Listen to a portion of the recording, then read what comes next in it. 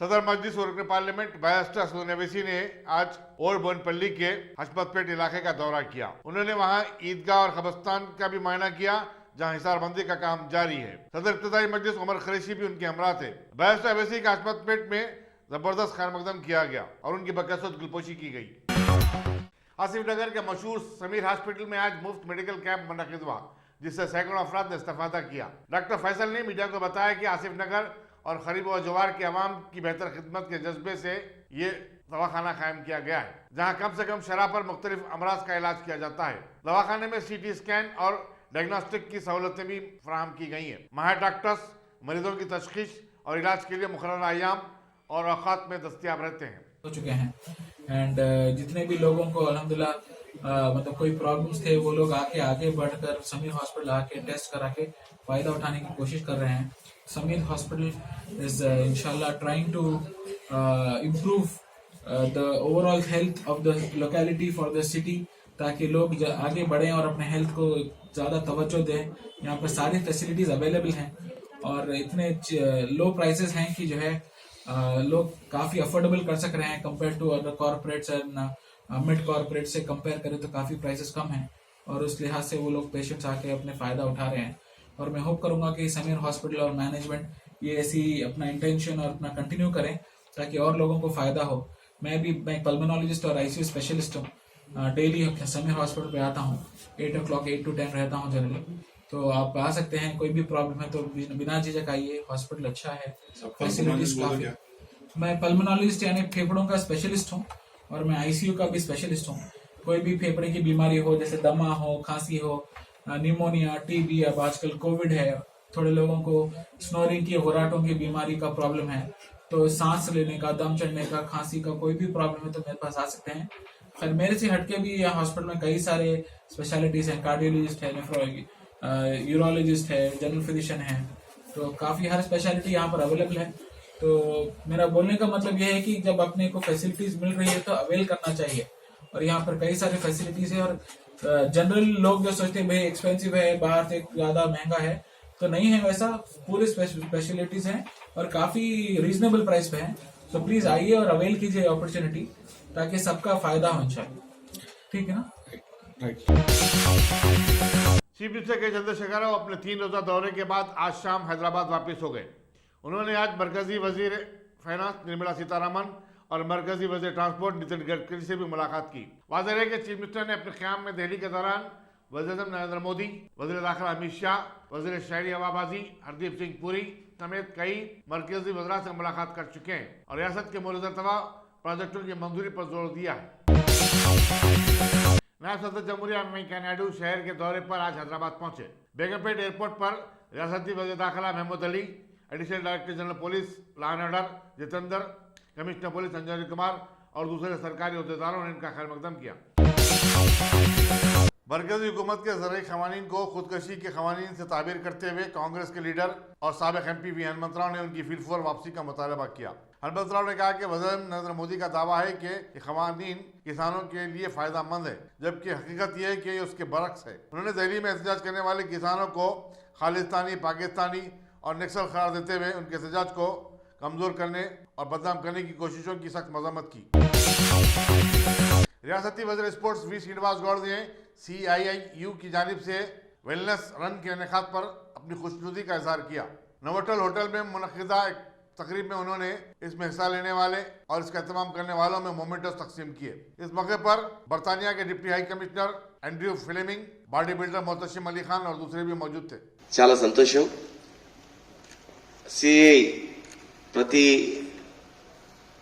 విషయంలో కూడా మంచి విషయంలో ముందుకొచ్చి ఒక ఇండస్ట్రీస్ ఏర్పాటు చేయడమే కాదు, ప్రమోట్ చేయడమే కాదు, ఎంకరేజ్ చేయడమే కాదు, ప్రతి మనిషి ఫిట్ ఉండాలా, ఆరోగ్యంగా ఉండాలా అని చెప్పి గతంలో ఎన్నో కార్యక్రమాలు నిర్వహించడం జరిగింది.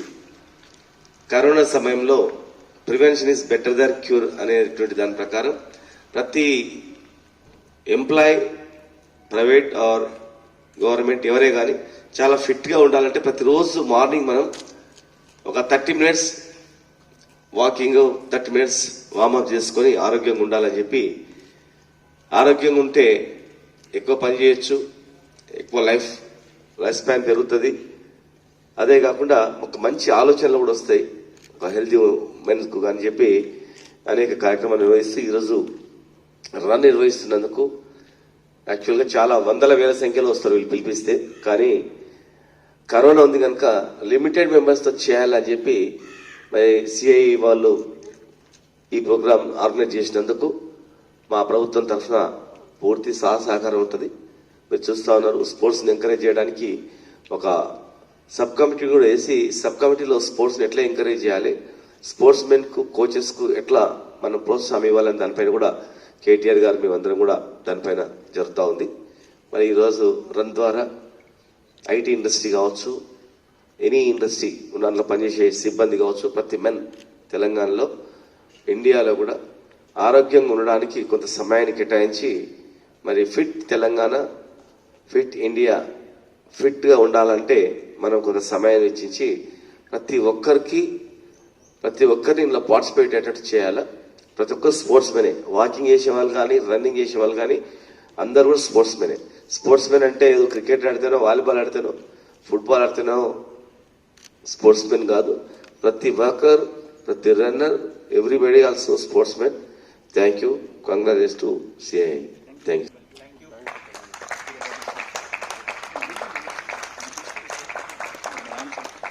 Hello Ram sir thank you for रियासत के अइम्मा और मौज़नीन के 3 मार्च के रुके हुए एजाजिये की इजराई के लिए सूफी काउंसिल ऑफ इंडिया ने 14 दिसंबर को सदरनशीन रियासती वक्फ बोर्ड मोहम्मद सलीम से नुमाइंदगी करने का फैसला किया है। हकीम सूफी सैयद शाह खैरुद्दीन खाजरी ने मीडिया को बताया कि हुकूमत इस एजाजिये की स्कीम को बर्खास्त करना चाहती है। चुनांचे तमाम अइम्मा को इस सिलसिले में हुकूमत पर दबाव डालना चाहिए। अस्सलामु अलैकुम रहमतुल्लाहि वबरकातुहू। नाज़रीन किराम,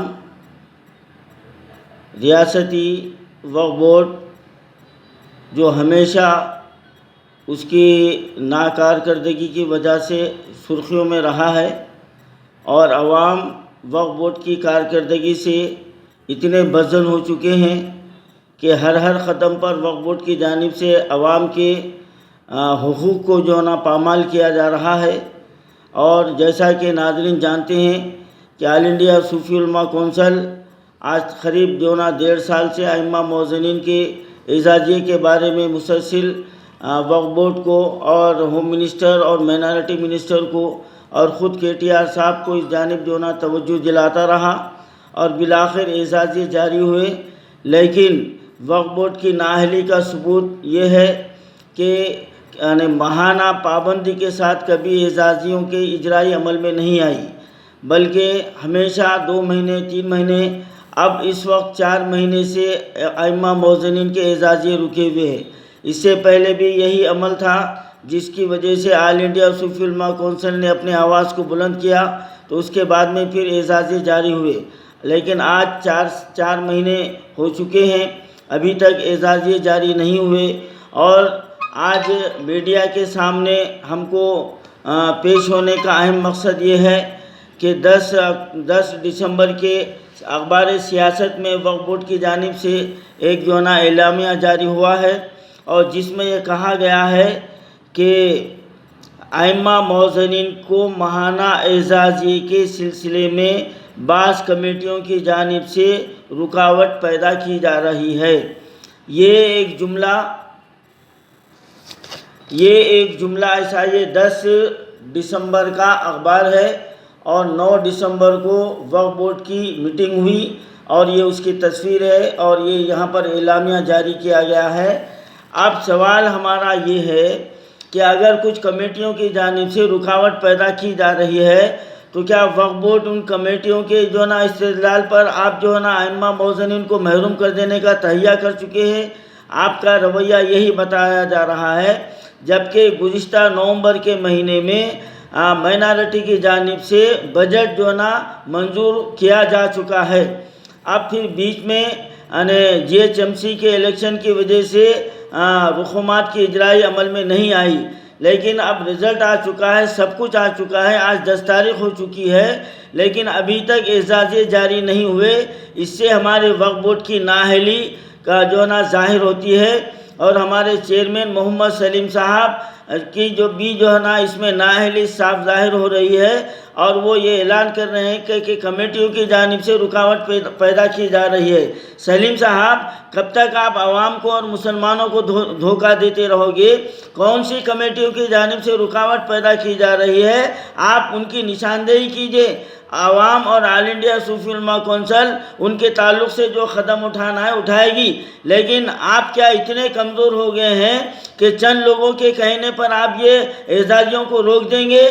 तो इससे हुकूमत की नीयत पर शक जो है ना पैदा होता है कि ये हीले बहाने बनाकर कहीं आइम्मा मौज़नीन के ये एजाजियों को मुकम्मल तौर पर ना रोक दे। ये हमको खदशा पैदा हो गया है और अगर हुकूमत की और वक्फ बोर्ड की ये नीयत है तो हम आपको वार्निंग देते हैं, हुकूमत तेलंगाना को ये वार्निंग देते हैं, रियासती वक्फ बोर्ड को ये वार्निंग देते हैं कि अगर ये ख्याल आपके जहन में है तो इसको फौरी निकाल दीजिए, वरना स्टेट में एक इंतशार की कैफियत पैदा हो जाएगी और तमाम आइम्मा मौज़नीन सड़कों पर निकल आएंगे और इससे आपके रियासत तेलंगाना और हुकूमत और वक्फ बोर्ड की पूरी दुनिया में इसकी जो ना बदनामी होगी और आपको इसका जवाब देना पड़ेगा। ये ख्याल आपके जहन से निकालिए। ऑल इंडिया सूफी उलमा कौंसिल वक्फ बोर्ड से और हुकूमत तेलंगाना से ये मुतालबा करता है कि एक हफ्ते के अंदर एजाज़े जारी हो जाना चाहिए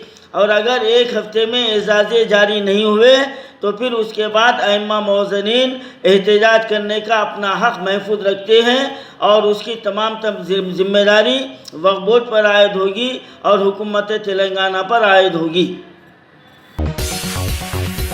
हैदराबाद क्रिकेट एसोसिएशन में आपसी इख्तलाफात थमने का नाम नहीं ले रहे हैं। एसोसिएशन के इजलास आम के इनेकाद के लिए अब सदर मोहम्मद अजहरुद्दीन और सेक्रेटरी विजयानंद ने पुलिस से अलग अलग इजाज़त तलब की है, जबकि पुलिस ने दोनों से कहा कि उस सिलसिले में एक मुश्तरका दरख्वास्त दाखिल करें। पहले तो इजलास 29 नवंबर को मुनक़िद होने वाला था, लेकिन उसको मुलतवी कर दिया गया। अब आइंदा इजलास की तारीख 20 दिसंबर मुकर्रर की गई है। रसागुंडा पुलिस के मुताबिक इजलास में 200 से 250 अरकान की शिरकत मुतवक्को है। शहर में जारी सर्दी की लहर में इजाफे के बाद जेएसएमसी बेघर अफराद और जरूरतमंदों के लिए शेल्टर होम कायम कर रही है। फिलवक्त 18 शेल्टर होम काम कर रहे हैं, लेकिन मजीद आरजी शेल्टर कायम करने के इम्कानात का जायजा लिया जा रहा है। इस सिलसिले में मुख्तलिफ NGO से रब्ता कायम किया गया है। बल्दिया के हर शेल्टर होम में 25 से 60 अफराद के क़याम की गुंजाइश रखी गई है और सरदस 500 अफराद इन शेल्टर होम में मुकीम हैं। गच्चीबौली में सुबह की अवलिन सातों में हुए खौफनाक हादसे में 5 नौजवान हलाक हो गए। महलूकिन की शनाख्त मगरबी गोदावरी के मुतवत्तिन 25 साल सॉफ्टवेयर इंजीनियर के संतोष, नेल्लूर के मुतवत्तिन 24 साल के पवन कुमार, मशरकी गोदावरी के 23 साल सी मनोहर, विजयवाड़ा के मुतवत्तिन 20 साल पी भद्रवाज और नेल्लूर के 23 साल नागा शेट्टी रोशन की हैसियत से की गई है। बताया जाता है कि तमाम जो गच्चीबौली में मुख्तलिफ खानगी कंपनी में काम करते थे, माधोपुर के मारुति मेंस हॉस्टल में रहा करते थे। पुलिस ने बताया कि हादसा विप्रू जंक्शन के करीब सुबह 3 बजे के करीब उस वक्त पेश आया जब ये लोग जो कार में सवार थे गोगनपल्ली की सिम जा रहे थे और उन्होंने रेड लाइट तोड़ दिया। दूसरी तरफ से आने वाली एक तेज रफ्तार लारी ने उन्हें टक्कर दे दी। लारी ड्राइवर को मामूली चोटें आई हैं। पुलिस मसरूफ तहकीकात है। वेस्ट जोन की पुलिस टास्क फोर्स ने कल रात वेंकट रमना कॉलोनी खैरताबाद में एक ब्यूटी पार्लर पर धावा करते हुए वहां फहाशी का कारोबार चलाने के रैकेट को बेनकाब किया। पुलिस ने 3 ऑर्गेनाइजर प्रशांत, परमेश्वर और बालाजी के साथ साथ 3 ग्राहकों और फहाशी के कारोबार में मुलविस 3 लड़कियों को भी हिरासत में ले लिया। इस ब्यूटी पार्लर से 31,000 रुपए की नकद रकम भी बरामद की गई। मुलजिमीन को बाज़ियादा आगे की कार्रवाई के लिए पंजागुट्टा पुलिस के हवाले कर दिया गया। इंस्पेक्टर गट्टू मल्लू की हिफाजत में पुलिस टास्क फोर्स ने यह कार्रवाई की। गच्चीबौली के IT कॉरिडोर में कल रात उस वक्त खौफ और सनसनी की लहर दौड़ गई जब किसी ने रोडा मिस्त्री कॉलेज ऑफ सोशल वर्क में तेंदुआ दिखाई देने की अफवाह फैला दी। मौके में जंगलात गौदेदारों ने इसके बाद पूरे इलाके को छान मारा, लेकिन तेंदुआ नहीं पाया गया। फॉरेस्ट डिपार्टमेंट गौदेदारों का कहना है कि इस इलाके में आवारा कुत्तों और बंदरों की कसरत है। कॉलेज की कदीम इमारत के पास सिर्फ एक कुत्ते के पांव के निशान दिखाई दिए। तेलंगाना में गुज़श्ता 24 घंटे के दौरान कोविड-19 के 573 नए केसेस रिपोर्ट हुए। इस तरह रियासत भर में इस मर्ज के मुतासरीन की तादाद अब 2,77,724 हो गई है। इसी मुद्दत के दौरान 4 नई अमवात भी हुई हैं। पूरी रियासत में अब तक 1,493 अफराद कोविड-19 की वजह से फौत हो गए हैं। दूसरी तरफ मौके में सेहत के मुताबिक हुकूमत तेलंगाना ने रियासत में कोविड-19 वैक्सीन की तकसीम के निजाम को खतियत देने के लिए 4 कमेटियां तश्कील दी हैं। बीजेपी के सदर जेपी नड्डा में कोविड-19 पॉजिटिव पाया गया। बीजेपी के जराये ने भी इस बात की तौसीक की और बताया कि वो खुद को क्वारंटाइन कर चुके हैं। जराये ने उन तमाम अफराद से जो नड्डा के कुर्बत में आ चुके हैं अपना कोविड-19 टेस्ट करवाने की ख्वाहिश की है। वाज़ेह है कि जेपी नड्डा गुज़िश्ता माह हैदराबाद में जिस्म की इंतखाबी मुहिम में हिस्सा ले चुके हैं। इसके अलावा वो हाल ही में मगरबी बंगाल का दौरा करके दिल्ली वापस हुए। हैदराबाद के मशहूर गुलकार खान अतर का आज इंतकाल होगा। वो कुछ अरसे से अलीद थे।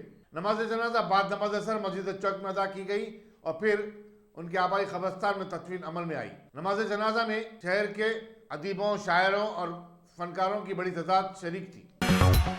मुंबई पुलिस ने टीआरपी में उलटफेर के मामले में रिपब्लिक टीवी के सीईओ विकास कंचनदानी को गिरफ्तार कर लिया है। वाज़ेह है कि मुंबई पुलिस ने 10 नवंबर को रिपब्लिक टीवी के एक और जिम्मेदार घनश्याम सिंह को गिरफ्तार किया था। रिपब्लिक टीवी का इल्जाम है कि मुंबई पुलिस ने अपनी तहवील में घनश्याम सिंह की जबरदस्त पिटाई की और उन पर 3rd डिग्री इस्तेमाल किया गया। मरकजी ज़राई क़वानीन की मुखालिफत करते हुए और मुल्क भर में जारी किसानों के एहतजाज की तायीद में पंजाब पुलिस के एक सीनियर IPS ओहदेदार ने इस्तीफा दे दिया। चंडीगढ़ में तैनात deputy inspector general police prisons Lakhwinder Singh Jhakar ने कहा कि वो ऐसी हुकूमत में काम करना नहीं चाहते जो किसानों की मुखालिफत है। झाकर ने मरकजी वज़ारत दाखिला को अपना मकतूब इस्तीफा रवाना कर दिया। मरकजी वज़ीर फाइनेंस निर्मला सीतारमण ने आज मरकजी वज़ारत फाइनेंस के अलावा मुख्तलिफ वज़ारतों के सेक्रेटरीज के साथ आत्मनिर्भर भारत के पैकेज के बारे में तबादला ख्याल किया। वाज़ेह है कि वज़ीर-ए-आज़म नरेंद्र मोदी ने 12 मई को कोविड-19 के चलते एक जामे माशी पैकेज आत्मनिर्भर भारत का ऐलान किया था। पाकिस्तानी ड्रामों की मशहूर अदाकारा माहिरा खान में कोरोना वायरस पॉजिटिव पाया गया। वो दोनों ने अपने ट्वीट के जरिए इस बात की इत्तला दी और कहा कि वो आइसोलेशन में चली गई हैं।